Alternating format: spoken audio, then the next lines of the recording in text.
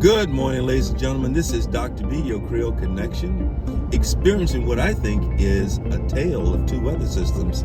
Because before me, the sky is dark and moody and cloudy. And behind me, I can see the sun coming out and washing the street. It looks like it's a battle, an epic battle that I'm sure is going to be won by the sunshine, because I don't think we have any rain in the forecast, just a moody morning. Where am I going? I'm going to White Castle, Louisiana. I'm going to check out Nottoway Plantation. Now, we were there about a little over a year ago, in the aftermath of Hurricane Ida, and it was closed down for repairs. Well, apparently those repairs have been made and it's reopened, and so we're going to check it out. We're going to put our eyes on it, on what I consider to be probably one of the most beautiful antebellum homes in the Deep South. Now, that's my opinion, of course, because beauty is indeed in the eyes of the beholder. I really like Greek Revival architecture, and that's what we typically see. But this is Italianate, and it's a little more ornate. So that's where we headed, White Castle, and we should be there shortly. I just wanted to turn the camera on just a second as I head toward Nottoway Plantation. Here we driving through the swamp, and it's analogous to cutting a road through a mountain pass in the northern states. Here we cut a road through the Louisiana swamp, where you have on each side of the road just this very lush and thick vegetation growing out of water. You see there are no houses, because what are you going to put a house on? This loose, wet environment? I don't think so. Now, of course, it tightens up and hardens periodically as you make your way through it, but for the most part, it's just very soupy ground and very difficult to develop.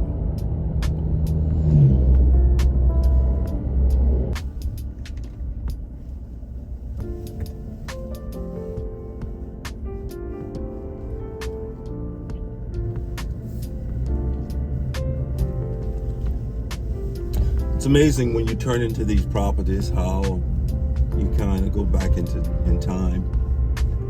It's just beautiful. Not the best day because it's very overcast over here. So maybe I'm driving a little faster than the weather system is moving. But it's beautiful. Usually we have a canopy of oak trees. And these look like, some of them are oak trees, but they're much younger.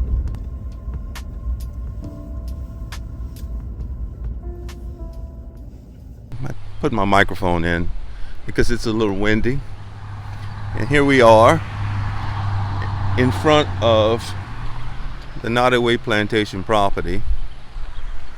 And we looking right with this beautiful oak tree.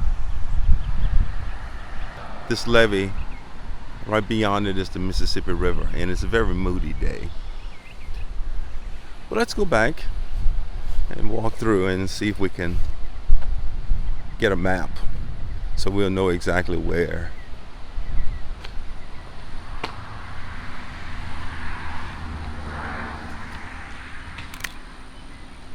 Where everything is.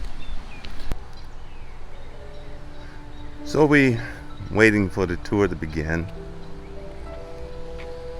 leaving the business office. A nice little seating area right here, and of course this towering oak tree on both sides. These trees generally line important structures on the property.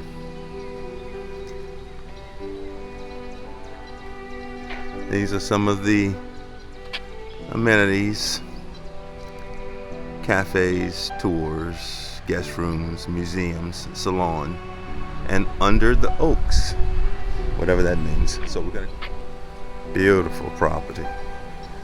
And again, there's the Mississippi River right there, maybe 150 yards away.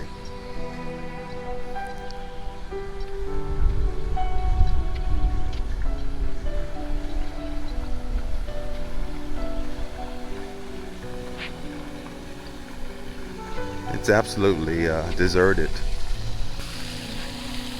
And so I get to roam this beautiful property all by myself for the most part. We'll see how the next few minutes go. Might be a rush later.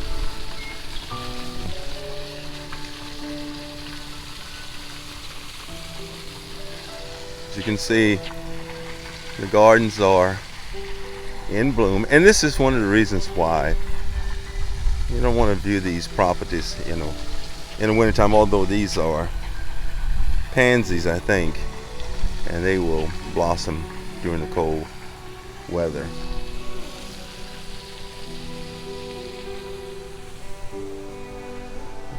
What a beautiful place to have a wedding or some other type of event, debutante ball, that sort of thing.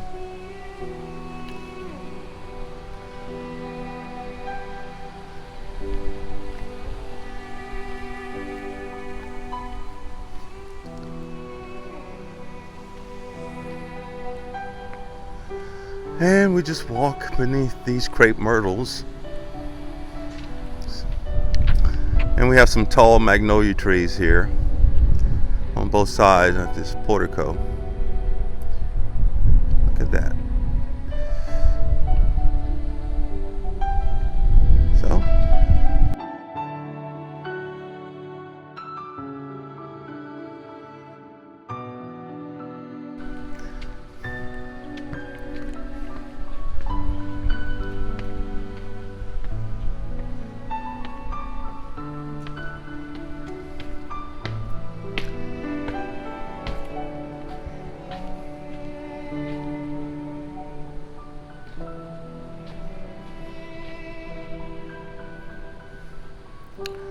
okay, well, good.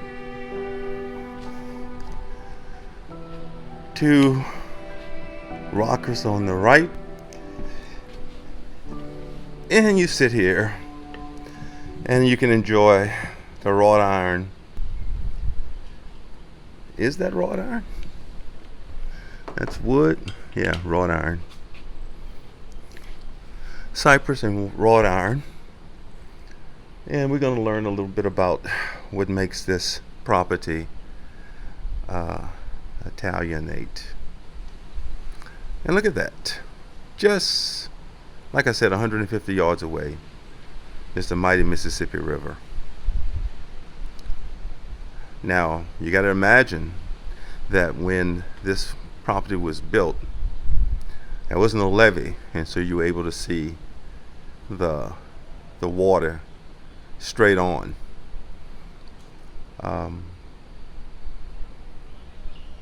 But now that it is here, you have to walk up that service road to see the river. It'll look like we have some other guests coming.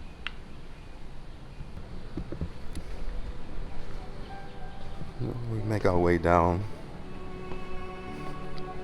and go explore a little bit more of the ground before the tour gets started.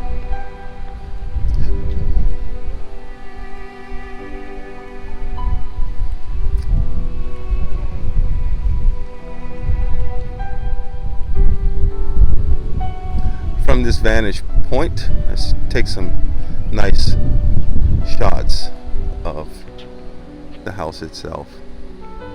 Wow, isn't that awesome? Look at that. Isn't that spectacular? I bet this is spectacular at night. You know, you can tell the age of an oak tree by the droop of the branches. That's caused by gravity over time. And the closer they are to the ground, the older the tree is. Of course, you can always tell by the diameter of the trunk as well. But this is also an indication. So this tree is fairly old.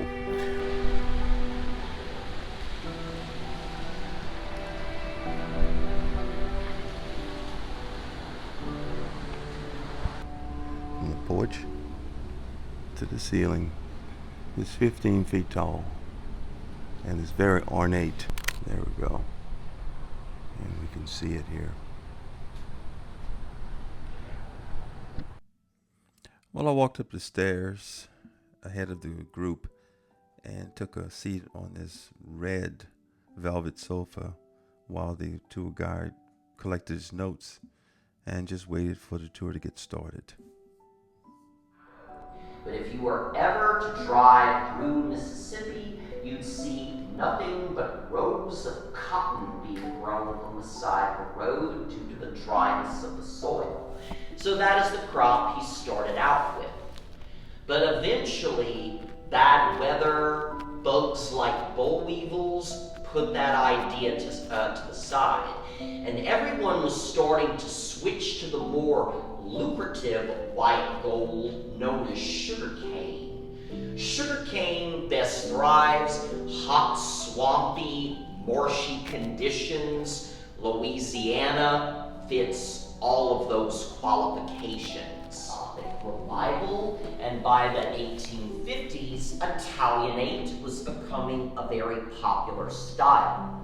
With the aid of New Orleans architect Henry Howard, it would take 8 years of preparatory work by craftsmen slaves like Judah and Caesar Rivers, and then 2 years of actual construction by European immigrants.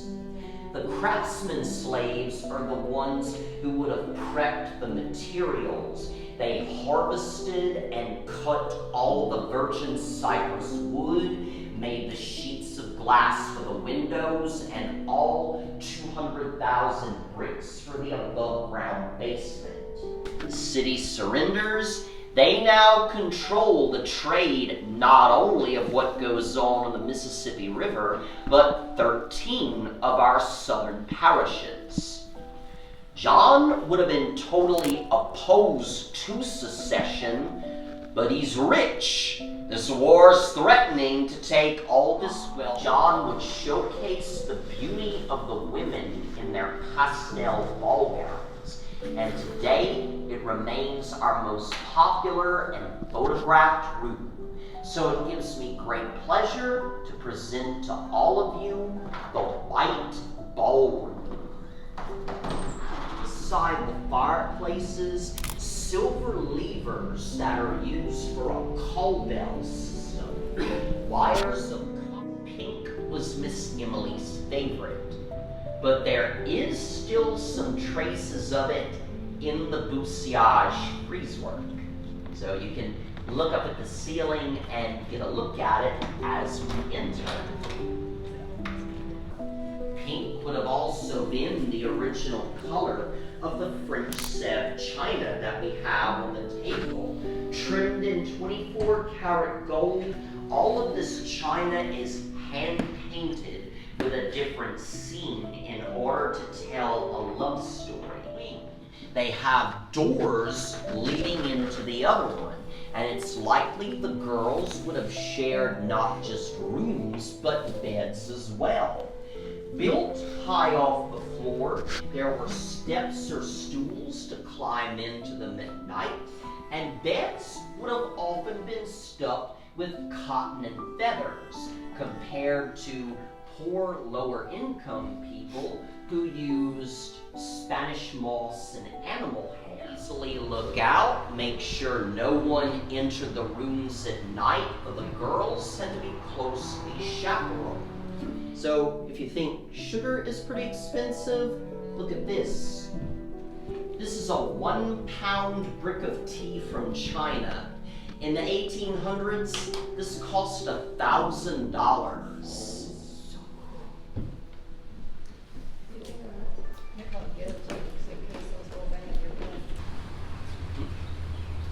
And you probably might learn this too from the Whitney, where they take care of their people like they throw a grand party for all the slaves on the property. John maintained control with what we call the stick and the carrot routine. This is giving them gifts of food, clothing, harvest and Christmas bonuses, and keeping families together. This is to ensure better work production and have less runaways. Here. Yes. Yeah. but you will not find any photographs at all of the youngest son, Peter, because Peter took as his mistress a young mulatto woman named Alice. Now, she was the daughter of a former slave, Eliza, and their former owner, John Thompson, who had come to work at Nottoway after being dismissed from his service.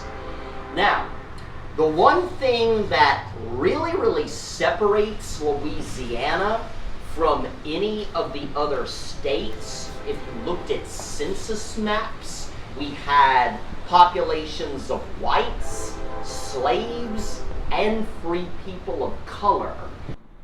On each of the 3 floors in this property in 1859, thanks to 2 copper cisterns in our attic, we had 3 interior bathrooms, complete with a sewage treatment system, hot and cold running water, and 3 flushable toilets.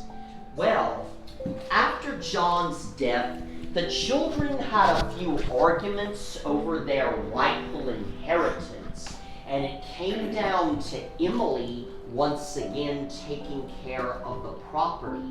She would finally sell it to Jean-Baptiste Dugas, Desiree Pierre Landry in 1889 for $50,000. Again, so the tour was excellent. The tour guide was very knowledgeable. You can tell that he was a history buff, and he was able to incorporate facts from surrounding plantations and properties, and gave a very accurate description and scenarios of actual life on these plantations in the antebellum period, and up to and including the post-bellum period, through the Reconstruction, through the Great Depression. I am an advocate of peace and tranquility, and after enjoying this beautiful and opulent mansion, I feel compelled to make a quick comment. You know, this property was once known as the Nottoway Plantation, but now it's called the Nottoway Resort. Unlike the Whitney Plantation further down the river, this one focuses on the mansion, not on the enslaved or the evil of slavery. And as such, some say that the history here has been sanitized. But we know what the history is. We've studied it very carefully. So today, we're just enjoying progress and peace. We're going to walk around to the front and take a walk up the levee and see just how close the levee is to the house. And I always like to, when I'm in this area, take a look at the levee anyway, at least the river, to see how high or low it is from a visual inspection, casting my own eyes on it. So we're going to walk through this gate here. Yeah, it appears that it's closed, and I don't want to resort to shimmying myself under a fence. So I'm going to drive my car around and we can take a look at it there. And the property is full of these statues that just grace the front of tall foliage. Beautiful.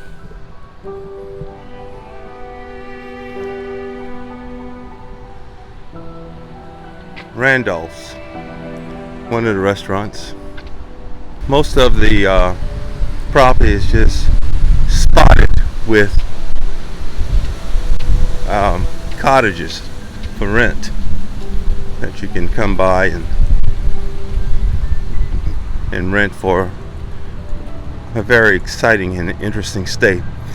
I shouldn't say exciting, and it's very interesting, but it's more of a romantic stay than anything, because this place is just full of of romance.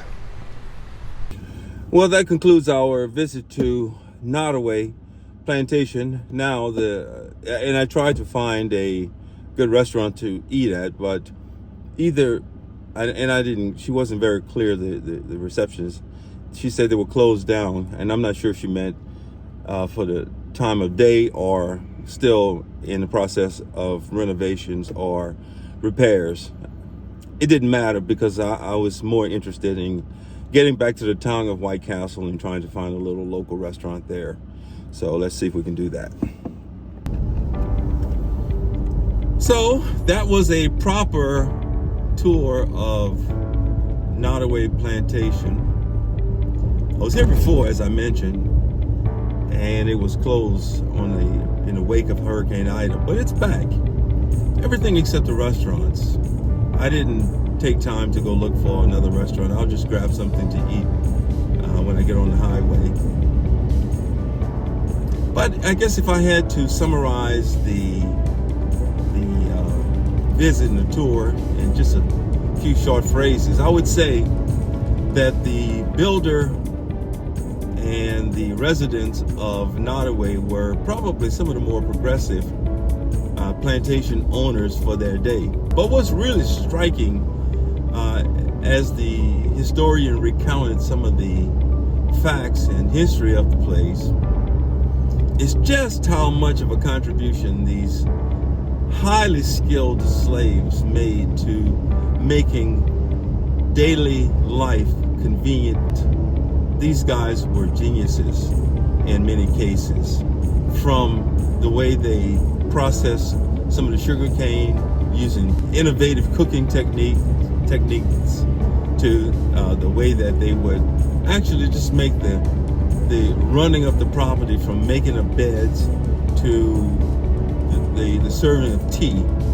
just a whole convenient experience.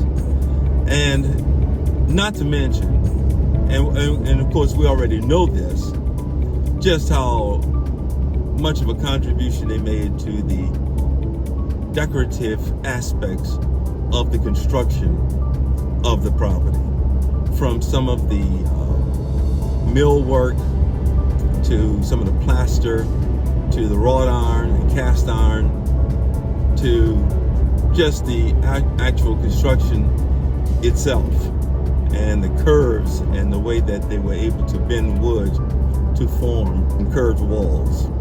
So just fascinating, and a reminder that slave labor was not just about field work, but very much about refinement and all things pertaining to life during that time period. Well, this is Dr. B. I am in Creole Connection, having spent a good 3 hours touring Nottoway Plantation in White Castle, a city named after the very luxurious property that I just finished touring. And we'll catch you in the next video.